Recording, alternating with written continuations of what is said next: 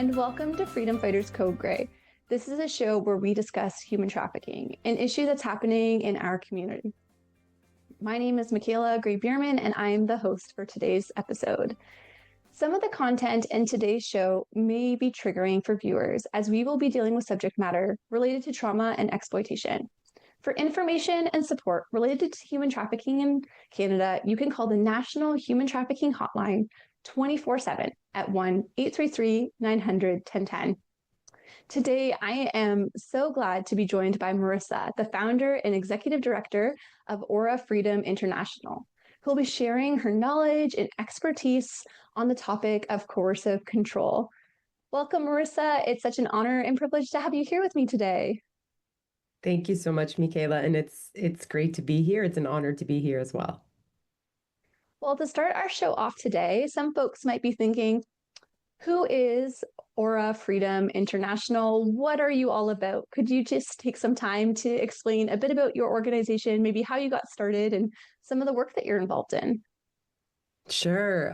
Aura Freedom is a grassroots women-led organization working in Toronto and beyond to eradicate men's violence against women and sexual exploitation, human trafficking. We were created in the name of gender equality, and we really work in primary and secondary prevention of gender-based violence and human trafficking through education and advocacy, research, partnership building, survivor support, a lot of different activities. The freedom in our name means freedom from violence for all women and girls. And I founded Aura Freedom in 2013 with a vision of a world in which all women and girls live free from violence. And each and every one of our initiatives strives to make that vision a reality. And I know I'm not the only one with that vision. So that's just a little bit about us. But we do work in Toronto, more widely in the province of Ontario. We're about 12 years old now, and we've conducted also different projects in other parts of the world as well. Wow. So over a decade of work, it sounds like you are holding many different things in your hands as an organization, just involved in many different important facets to really combat the various issues that you've mentioned. And in particular, you mentioned human trafficking and gender-based violence. And I'm wondering if you can share with me a little bit more about Aura Freedom's expertise and impact in those specific areas. Yeah, we've supported survivors of violence and trafficking across Canada and internationally. In terms of Canada's anti-human trafficking space, Aura Freedom are pioneers in that space, in the sense that we were at tables, just, kitchen tables, community tables, before the term human trafficking was even considered or even the issue of human trafficking was considered to be an issue in Canada. We've consulted for regional and provincial and federal levels of government for different strategies and action plans addressing human trafficking and different forms of gender-based violence. We've trained and built capacities of numerous frontline workers, agencies, rape crisis centers, police, school boards, youth, the private sector. We're a key advisor at different tables, both nationally and internationally, including the Toronto District School Board, for example, many different tables, or Sick Kids Hospital. Back in 2021, we received the Mayor's Award for our work preventing sexual exploitation and sex trafficking in Toronto schools. In 2023, it was Aura Freedom who initiated the urgent call to action to have the City of Toronto declare intimate partner and gender-based violence an epidemic in our city. So those are just a few of the things that we've done over the years. But of course, as many people know, when you run an organization, there's so many things that you do. You have your programming, but all of the little pieces that work into that. Yeah. So much impactful work that you've been involved in and continue to do, whether, as you mentioned, it's through helping training and equip service providers, or speaking in advisory spaces, or with young folks and being a part of the education system. It's really exciting. One question I'm wondering about is you have mentioned this concept of gender based violence. And at the beginning, you talked about one of the goals about gender equality being really important for a freedom. But some folks might hear gender based violence and then here's talking about human trafficking. And the connection between those two things might not be clear to them. I'm wondering Mhm. if you can talk about how you view the link between those two things and why they're interconnected in your work and approach. Yeah, definitely. I mean, as we say in this space, anyone can be trafficked, and that includes men and boys. And we do know that happens. It can and it does happen. But if we have to view sex trafficking in particular as a form of gender-based violence because the data doesn't lie. You know, most of the survivors or victims are women and girls. We do view sex trafficking as a form of gender-based violence. It does play on gender inequality as other forms of men's violence against women and power and control. And so, you know, we view it as a form of gender-based violence, and sexual exploitation and sex trafficking is one of the forms of gender-based violence that Aura Freedom works towards. And it's linked to other forms, right? It's linked to intimate partner violence, right? It's linked to femicide. And so there are many, it's linked to sexual violence, of course, and rape, as it's daily and paid rape. So there, it's rare, I think, to be in a space where sex trafficking is not considered a form of gender based violence. Although I do want to say that it can't be the only lens that we view it as. You know, those who know Aura Freedom know about our relentless advocacy that we do to shift the focus upstream when it comes to addressing human trafficking and gender based violence. We're starting to hear more of this a little bit here and there in advocacy initiatives and at events. And we see that as a positive advancement in this work. However, we also see the powers that be doing all they can to ensure that social justice and equity building work is dismantled, is vilified, and so it sets us back again. But despite all those non-believers, the quote by Desmond Tutu has inspired and informed Aura Freedom's work since day one. And Desmond Tutu was an anti-apartheid advocate from South Africa, and he said, there comes a point when we need to just stop pulling people out of the river. We need to go upstream and find out why they're falling in. And upstream is where Aura Freedom works. That downstream work, pulling people out of the river, that sacred frontline work that is very crucial and necessary and must be funded, absolutely is there. But just as important is going upstream and preventing the trauma and the ripple effects of that trafficking has on families and communities. And that's the work that's done quietly. That's the advancing gender equality and addressing colonialism and racism and, you know, anti-migrant and anti-immigrant sentiments, and really you can't traffic someone who has no needs to fill. It takes too long. It's too complicated. The trafficker will move on to someone else. So if we're filling those needs and if we're addressing inequalities, marginalization, we're talking about youth in care, Indigenous youth, we have to view human trafficking as a manifestation of inequity. If we're not, we're actually doing more harm than good. So yeah, that plays into the gender-based violence, but also other issues of inequity as well. That was such a helpful and insightful explanation. And I think what you're pointing to is really important for folks to understand how these issues aren't just situated by themselves in society, but there are different structural issues that continue to reinforce and perpetuate various forms of violence and oppression in our country and around the world. And I appreciate how you were shedding light on this upstream approach and why that's so essential.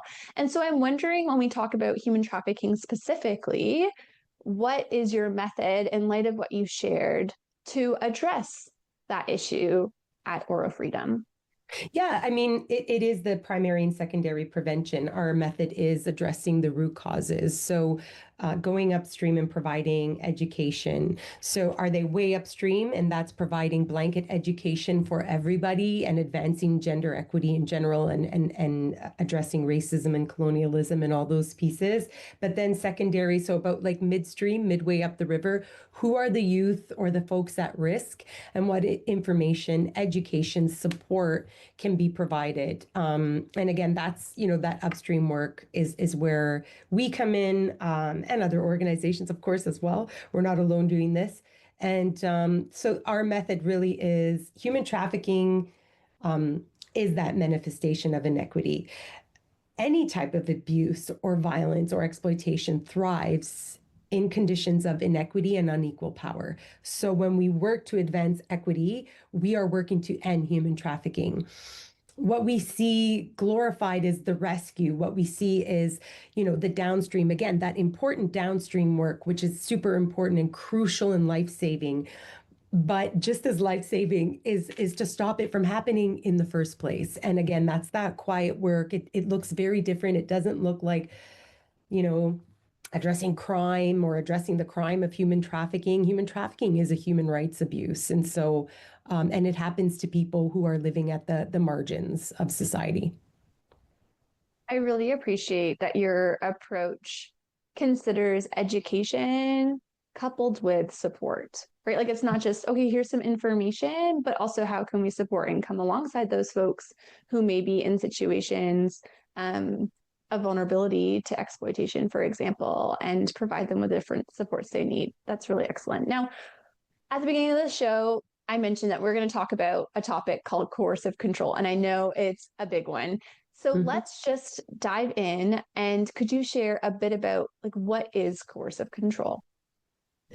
Yeah, well, the very basics is it's an ongoing pattern of domination, really, where abusive partners or traffickers in this case repeatedly, relentlessly, and continuously engage in psychological and emotional violence using different tactics. So, intimidation, deprivation, degradation, isolation, humiliation. Coercive control is an insidious form of violence. It's really hard to point at it and say, that's it right there. That's coercive control. However, it is very damaging. It's constant, it's repetitive, it's deceitful, it's confusing on purpose. And it really, the goal of coercive control is to break someone down from the inside. And in sex trafficking cases and in terms of survivors that I have worked with, and sex trafficking is very often linked to intimate partner violence, coercive control is what entraps victims in that never-ending cycle of abuse. So that's the door is wide open for someone to leave.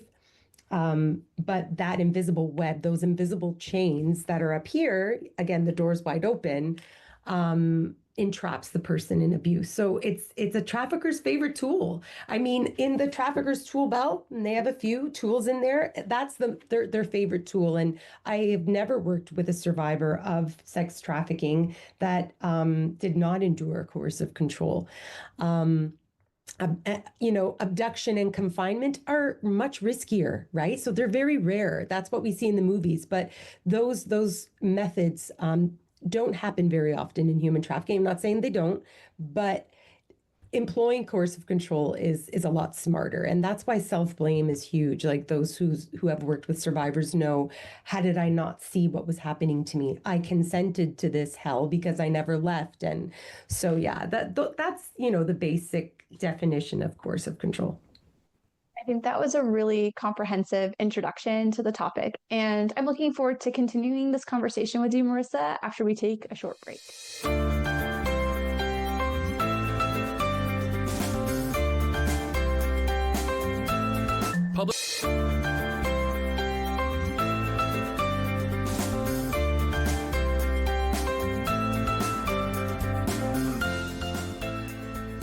Hi, and welcome back to Freedom Fighters Code Gray. Today, I'm joined by Marissa, the founder and executive director of Aura Freedom International, and we're discussing coercive control. So, Marissa, I'm wondering if you could share with me and our viewers what you think is really important for folks to know about this concept of coercive control. Yeah, I would say to focus on the pattern. I think the most important aspect of coercive control is recognizing its patterns. Those single incidents in isolation don't paint that picture, or at least don't paint an accurate picture of how extremely damaging that coercive control is. And that's why we call it invisible. That's why we call it hidden in plain sight, because those single events really don't tell the story. It's the pattern that creates the web of entrapment. Despite what Hollywood movies portray, it's the door is wide open again. So that impact of coercive control, and that impact is seen in the lack of autonomy of a survivor, rather than physical injuries. This is why it might seem that someone is choosing this life or choosing to stay with a trafficker. And coercive control is confusing on purpose, really. As survivors know, sometimes there are really good days. Coercive control can maybe even seem like a really healthy relationship or a super romantic relationship at first, right? Oh my goodness, he wants to be around me all the time. They call me 100 times a day. They chaperone me everywhere. Then things shift very dramatically. Sometimes immediately, and at other times it depends on the abuser or the trafficker. It's over time and gradual, but you know that gradual change is another reason why coercive control is so hard to see, to recognize. It's a shapeshifter, like water. And so those on the outside, police, frontline workers, some frontline workers, judges, or even friends and family members just can't seem to understand the patterns of it. And so it lives and breathes in that cycle of abuse. So when we talk about intimate partner violence, we talk about tension rising, an explosion or a fight, denial, honeymoon phase, I'm sorry, and then it's a good period. Then tension rising, again, explosion or fight, denial, I'm sorry, it'll never, and that cycle. So that's why, sometimes folks ask, is there physical violence? And coercive control can include cycles of physical and sexual violence. And of course, in sex trafficking, there's sexual violence, but physical violence isn't always there. Just whether it's there or not, just the threat of experiencing violence is enough to maintain control. So imagine a home where a violent explosion has happened. A survivor was harmed physically, verbally, emotionally, spiritually, perhaps sexually. Then for a while, there's no physical violence.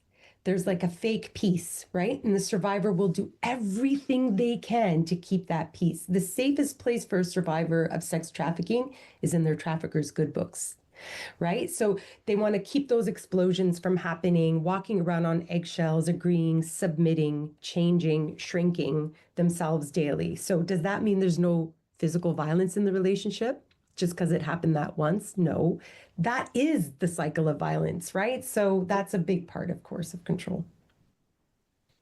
As you were sharing, it was making me reflect on some of the work that I've done with folks in the community who have exited situations of trafficking. And sometimes it's taken years in their healing journey to reflect back and recognize patterns of coercive control Yeah. that had existed in their previous relationships, and to learn about strategies to mitigate potential situations of coercive control in the future.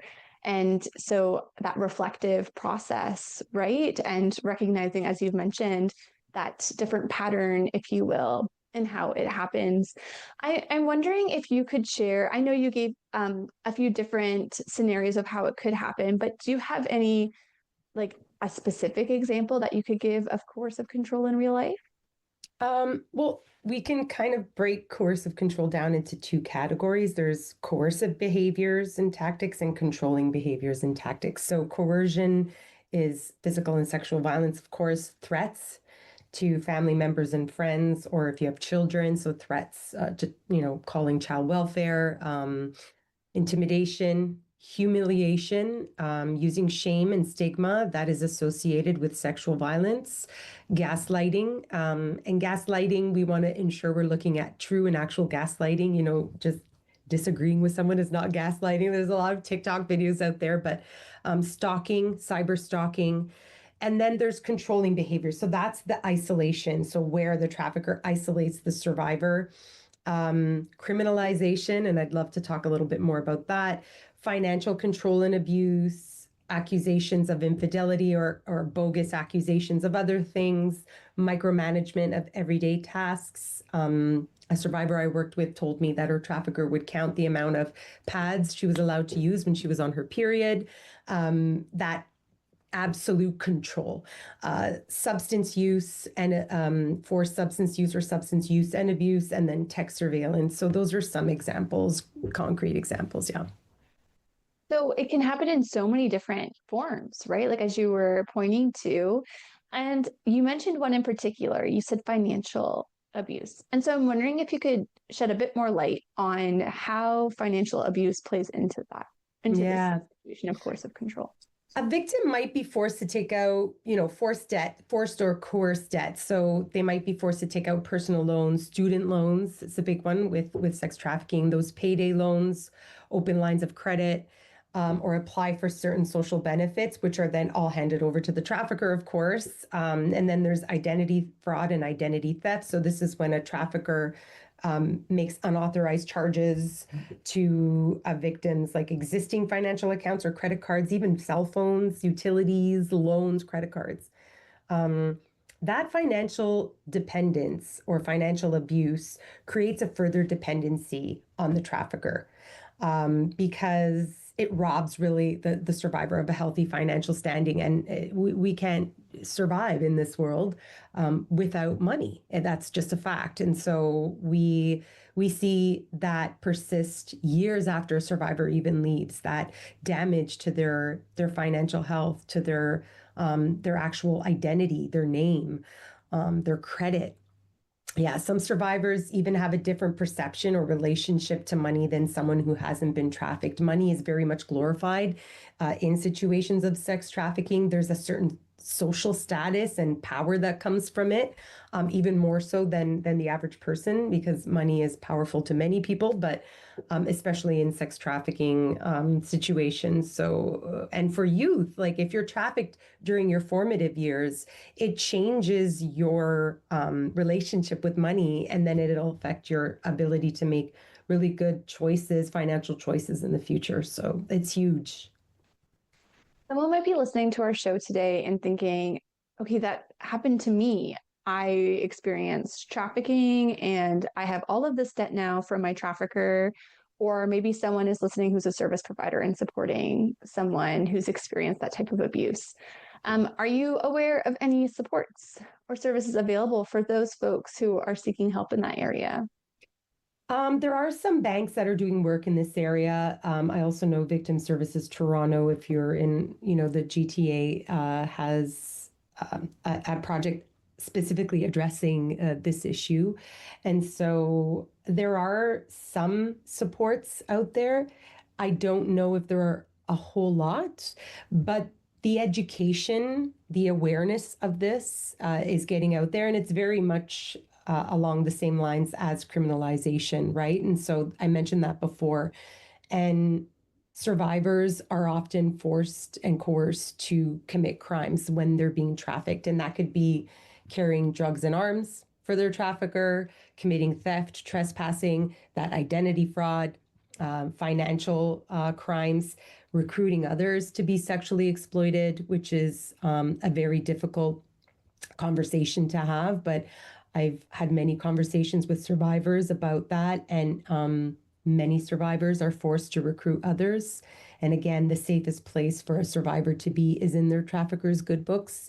So recruiting others sometimes means you don't have to take as many clients yourself. You're safer. Perhaps your family is being threatened. There's many reasons why recruitment happens. And again, that's criminalization, because now it's like, see, you're just like me. You're a trafficker too. You're a criminal. The police won't help you. They will arrest you.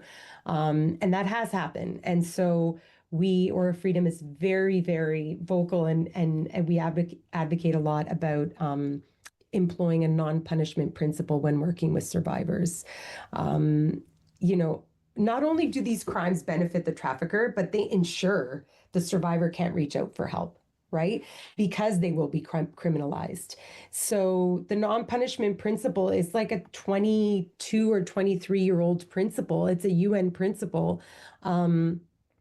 I believe it was part of it's not part of the Palermo Protocol, but it was established as a guiding principle for human rights and human trafficking. And so I think a failure to employ the non-punishment principle really has profound and lifelong impacts on survivors. So the UN Office, the High Commissioner of Human Rights, recognizing this issue years ago, again, going back 20 years, and said that victims must be provided with protection over punishment.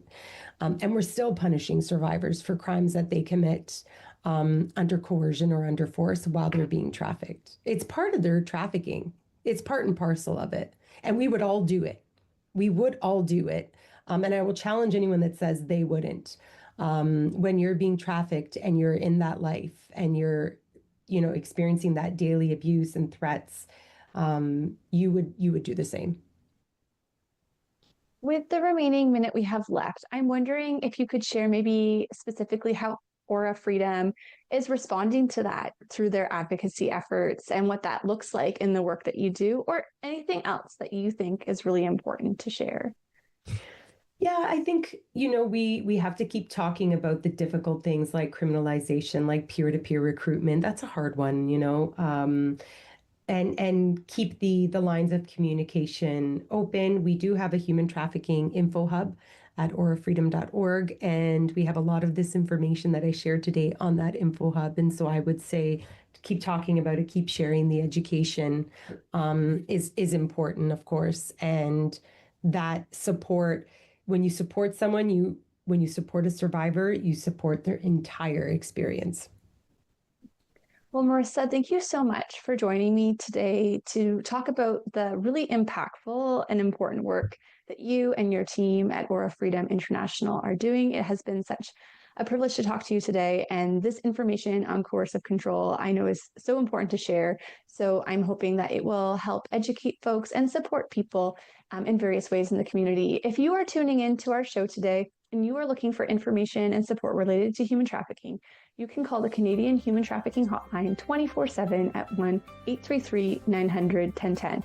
Again, that's 1-833-900-1010. Thank you so much for tuning in to this week's episode of Freedom Fighters Code Grey. We hope to catch you next time.